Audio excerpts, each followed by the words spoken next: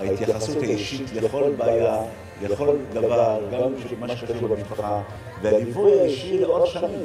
הקריירה שלי ברשות העתיקות, היסודות שלה, ההתחלה שלה הייתה בישיבה בכפר מימון.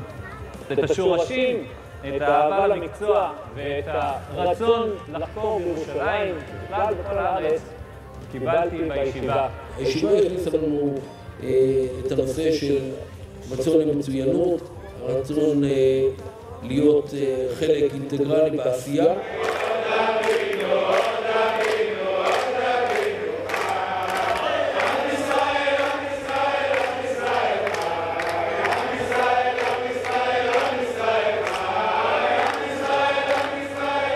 הישיבה היא הבסיס שלי, שלא משנה מה עשיתי אחר כך. אני מרגיש תמיד את הישיבה כבסיס. כי היא הישיבה בעצם ששירתה אצלי את הכל מקצה לקצה. הישיבה בשבילי זה מקום באמת ששאבתי ממנו חשיבה וערכים שליוו אותי ומלווים אותי עד היום. האמון הגדול שרבותינו נתנו בנו, זה דבר עוצמתי. היום אני מסתכל על זה, זה דבר שהוא לא יאומן כי יסופר. ב10 השנים הראשונות של ההקמה של אופן בדימונה, זה היה נר לרגליים. אחד הדברים המאוד מאוד זכורים לי זה הרגעים הקטנים של לימוד המוסר של מסילת ישרים. בין מנחה לערבית, 10 דקות ממסילת ישרים נשארו חקוקים, לפחות בליבי כזיכרון למטען ערכי חשוב ביותר.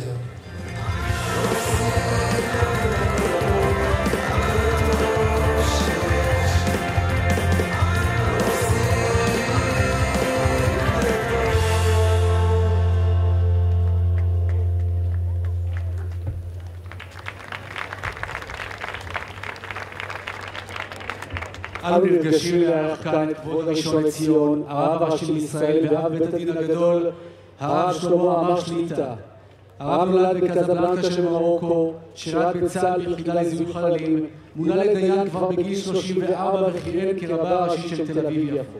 פסיקותיו של כבוד הרב נוגעות לכלל תחומי החיים, ממעורבות בהעלאת שארית ישראל מאתיופיה, דרך הנדסה גנטית וצמחים ועד הצלת חיים באמצעות תרומת איברי המת. מאז מונה כרב ראשי לפני כמעט עשור, נחשב כבוד הרב עמאר לאחד הגורמים הרבניים המשפיעים ביותר על הציבור הישראלי. אנו מתכבדים להזמינו לדברי ברכה ותורה לכבוד יובל של הישיבה. כבוד הרב עמאר שליט"א.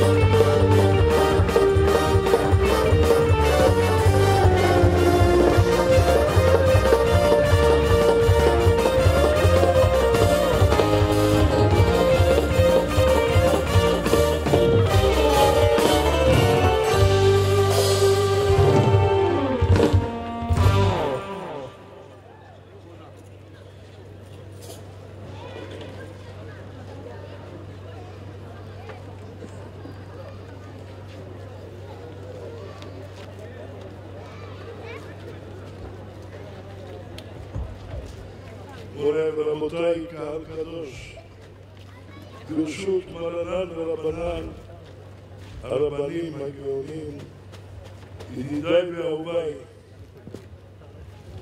הרב דרוקמן והרב אריאל, השם ישמרם בחייהם, והרב המקום, הרב רבי אליעזר, שיחיה ויאריך ימים, חבר בית הגדול, רבי יצחק לוי, מנכ"ל הרבנות הראשית, כל ראשי הישיבות וכל הרבנים, תסלחו לי, לא אוכל לספור כי אני ודאי אטעה, כל אחד לכבודו ומעלתו, כבוד ראשי הישיבה היום.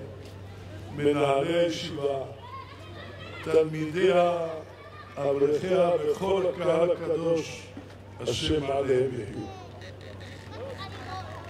ישיבת כפר מימון ידועה ומפורסמת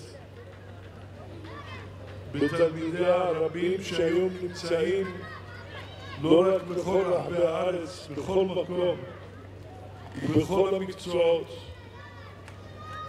נמצאים ומכבדים את הישיבה בעצם נוכחותם, בעצם הגאווה שהם גאים בישיבתם, בעצם ההכרה שהם יודעים מה שהישיבה נתנה להם.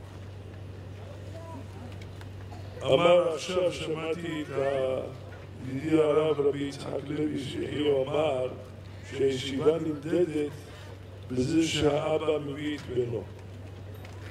זו מידה יפה מאוד. זה מראה, האדם תמיד אוהב להעביר את מה שטוב לו. זה בוודאי דבר חשוב. עצם שמביאים את הבן, מביאים את הנכד לאותה ישיבה, זו הכרה, זו קבלה גדולה. ואני אומר פה זה חידוש שהתחדש לי בליל שבת האחרון. אני חושב שהוא בעזרת השם קרוב מאוד לאמת. כתוב בגמרא בשבת, כשהקדימו ישראל נעשה לנשמע, מיד פסחה זוהמתם. אפילו זוהמת הנחש הקדמוני פסחה מהם. הזוהמה באה מהעוונות. כשאנחנו מדברים זוהמתם של כלל ישראל, היא מורכבת מחטאים שונים ומשונים. זה לא יום אחד ולא דור אחד מאז הנחש הקדמוני, מהאדם הראשון. ודאי דבר מורכב ומגוון מאוד מאוד. וכשאומרים פסקה זוהמתם, פירוש שנתקנו כל העוונות. במה נתקנו כל העוונות?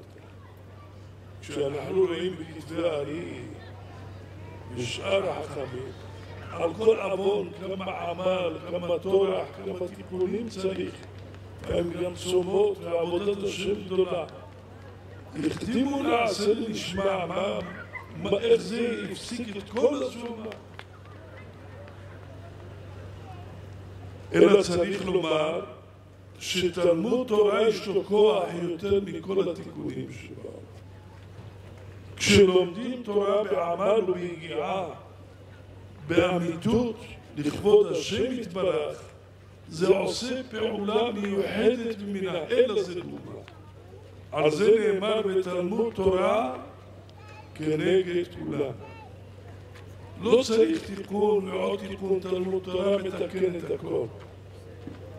זאת התורה לעולה ולחטאת ולאשם ולמילואים וזבח השלמים. התורה הזאת לא עושה תיקון אחד ולא שניים, אלא כנגד הכל, כנגד החטאת והעולה והשם, הכל. אז כשלומדים תורה נתקן הכל ביחד. התורה הזאת עולה למעלה והשם לוקח את אותם האותיות, אותם התיבות, ועורך בהם את כל התיקונים הנדרשים. רק יש לי קושיה עצומה. כאן עוד לא למדו תורה. עוד לא קיבלו את התורה מפי השם. עוד לא נאמר אפילו אנוכי השם אלוהיך. כשהקדימו ישראל נעשה לנשמע, זה לפני שהשם דיבר. אז ודאי עוד אין להם תורה. עוד לא הגו בתורה. במה נתקנו כל העוונות? במה פסקה זוהמתם של ישראל?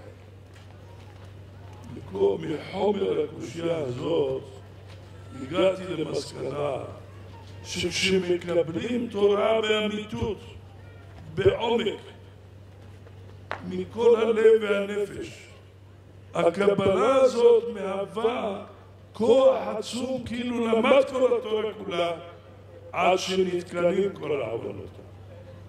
קבלה כזאת שאמרו נעשה ונשמע, שני מילים, אבל שני מילים שהרעישו את כל העולמות, שני מילים שעלו למעלה והקדוש ברוך הוא שלח 60 ריבו מלאכי השרת, שכל אחד מהם הכתיר את כל אחד מבני ישראל בשני כתרים, אחד כנגד נעשה ואחד כנגד נשמע.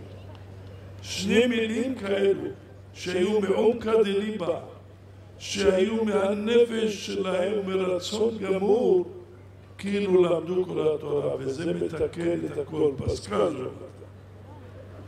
בזה יובן עוד יותר מה שאמרו רבותינו, כששמעו קול השם פרחה נשמתה, שנאמר נפשי יצאה בדברו, עד שהביא הקדוש ברוך הוא טל של תחייה, שעתיד להחיות בו את המתים והחיה אותם.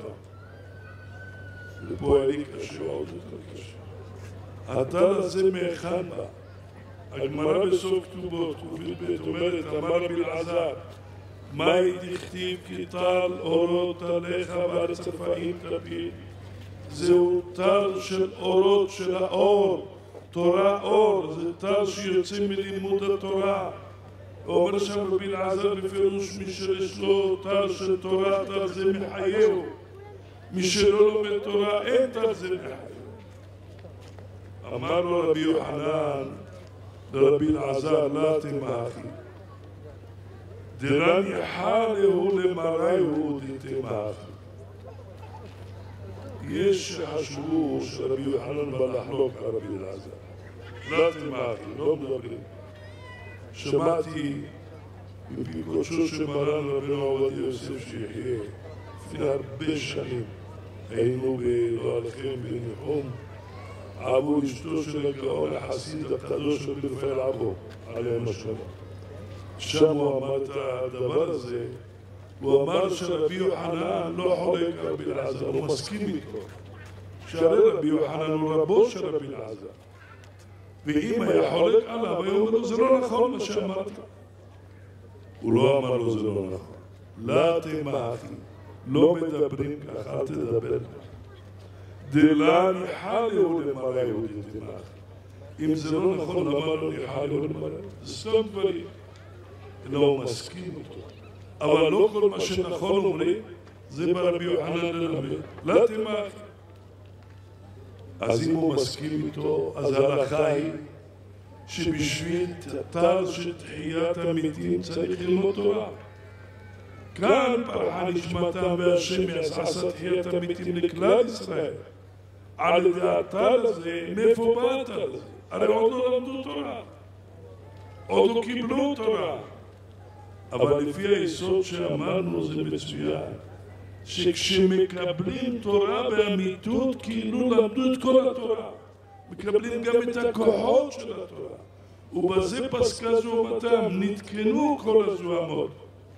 אם כך, אז כאילו קיבלו תורה, אז קיבלו גם את הטל שיוצא מן התורה, ובזה השם יחיה אותם. כבר יש טל של תחייה, והשם מיד פעל בו ויחיה אותם. זהו מה שריש לקיש, כשהוא קפץ על רבי יוחנן בתוך תפילה בנהר, ואמר לו מה שאמר לו בסוף, קיבל עליו עוד תורה שם. אמר לו רבי יוחנן, תקפוץ בחזרה, והוא לא יכול. אמר לו, זה התורה נקראת תושייה שמתשת כוחו של אדם. הרי הוא עוד לא למד, מילה אחת עוד לא למד. רק מה היה כאן? שהוא קיבל עליו תורה. רבי יוחנן רצה לבדוק אם הוא קיבל באמת. אמר לו, תקפוץ בחזרה. הוא ראה שהוא כבר לא יכול. אמר, קיבל תורה באמת. כל כך הקבלה פעלה בו עד שתש כוחו. התורה מתשת, גם הקבלה האמיתית מתשת כוחו שלו. נזכרתי ברעיון שאמרנו השבת, כשרבי יצחק שיחיה אמר שכשהאבא מביא את בנו, זה כעין קבלת תורה. הוא מביא אותו לאותו מקום שהוא קיבל את התורה. והוא אומר לו, פה תקבל את התורה. הקבלה כבר עושה את שלה. הקבלה הזאת, הכניסה הזאת, היא כבר עושה פירות ופרק. ברוך השם, כפר מימון, לא רק הישיבה זה הכתר והעטרה, אבל כפר מימון כולו תורה. אנשים יראים מושלמים. יצא לי להיות כאן כמה פעמים ואני מכיר טוב את רבי יצחק, את הרבי גרש יחיה, עבדנו יחד בבית-דין שנים רבות. אני מכיר את הרב הקודם, היינו גם שכנים, הייתי בני ברק, והרב של רמת גן. אני מכיר את רבי יצחק לוי שהוא זכה, הוא סידר את כולם, עזב את הכל ונהיה בחור ישיבה מחדש. ברוך השם, חידש כאן נשר נעוריו.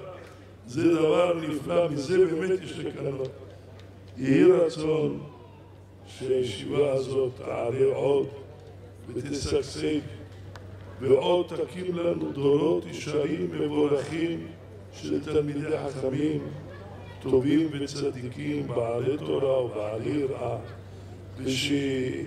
ושהתורה תלך ותגדל ותתרחב ויתרחבו גבולות הקודש בארצנו בכל מקום, וכוח התורה יעלה ויהיה לנו לאור בדרכנו בכל המובנים, ובזכות התורה הזאת נזכה ונחיה ונראה עין בעין בשוב השם ציון וביאת משיחנו מהרה בימינו אמן.